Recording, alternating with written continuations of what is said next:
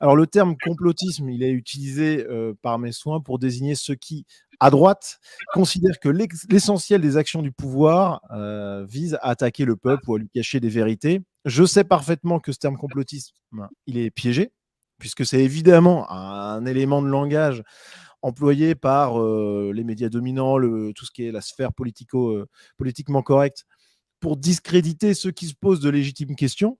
Donc c'est vrai que le terme est peut-être un peu maladroit, mais en réalité c'est une maladresse assumée parce que c'est un terme qui est fort, qui est très efficace, pas pour rien que les mecs en face l'emploient, et parce qu'il en fait, il suscite l'intérêt, il provoque le débat. Donc c'est pour ça que j'emploie ce terme. Mais évidemment, je ne l'emploie pas dans le sens utilisé par les médias mainstream. Bref, donc, et avant de commencer, pour commencer ce débat, je ferai ce que je fais toujours quand je parle de complotisme. C'est pas la première fois que les gens qui écoutent Sunrise l'entendront, mais évidemment, les complots existent.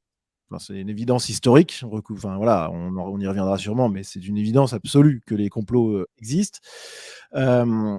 Mais malgré tout, ça n'empêche que on a des complotistes à droite qui voient des complots partout et qui souffrent en fait de graves maux qui sont le manque de rigueur, manque de précision et finalement incapacité à penser contre eux-mêmes. Pour moi, c'est ça le vrai danger du complotisme de droite.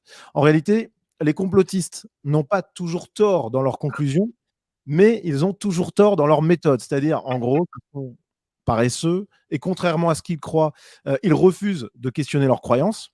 Ça, c'est quand même le comble. Et pire, par des déclarations qui sont parfois complètement délirantes, eh bien, ils discréditent notre camp tout entier, qui a pourtant raison sur de nombreux sujets complexes. Donc mon objectif, c'est donc d'en finir avec cette défaite de l'esprit critique et d'amener de la rigueur dans notre camp.